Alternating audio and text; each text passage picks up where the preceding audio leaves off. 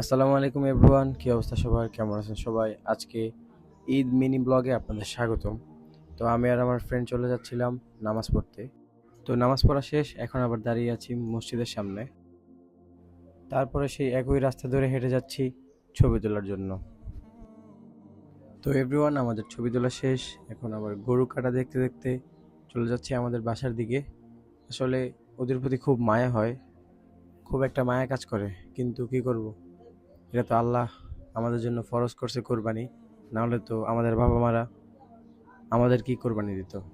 তো এখন আবার চলে আসছি আমার বন্ধু আরিয়ানের বাসায়, ওর আম্মুকে সালাম করে আর আব্বুকে সালাম করে সালামি নিতে।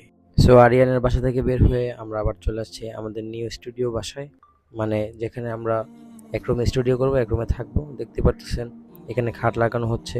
আজকে কিন্তু ঈদের দিন, তারপর আমাদের কাজ চলমান। সো সব কাজ শেষ করে আমি আর আরিয়ান বের হয়ে গেছি একটু ঘুরতে যাওয়ার জন্য, শাহবাগের দিকে যাব আর কি।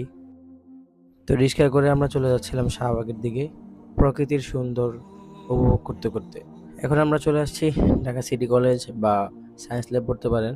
সায়েন্স ল্যাব পার হয়ে আমরা চলে আসছি শাহবাগ, সেই ঐতিহ্যবাহী শাহবাগ, জুলাই আন্দোলন, আমাদের গণ অভ্যুত্থান, যেখান থেকে আমাদের সকল লড়াই শুরু হয়েছিল।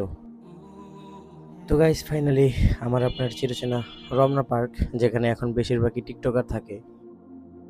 তো রমনার ভিতরে ঢুকে আমরা প্রাকৃতিক সৌন্দর্য, চাঁদের সৌন্দর্য উপভোগ করতেছিলাম, সাথে সাথে আপনারাও করুন।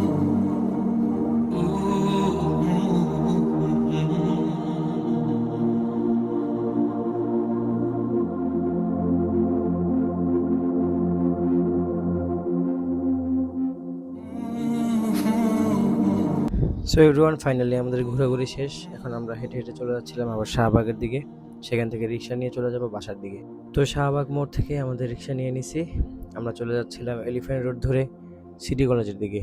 সিটি কলেজ পার হয়ে আমরা আমাদের গন্তব্যস্থল চিখাতলায় চলে আসছি। তো আজকের ব্লগটা এই পর্যন্তই। সবাই ভালো থাকবেন, আমাদেরকেও ভালো রাখবেন। আসসালামু আলাইকুম, ঈদ মোবারক।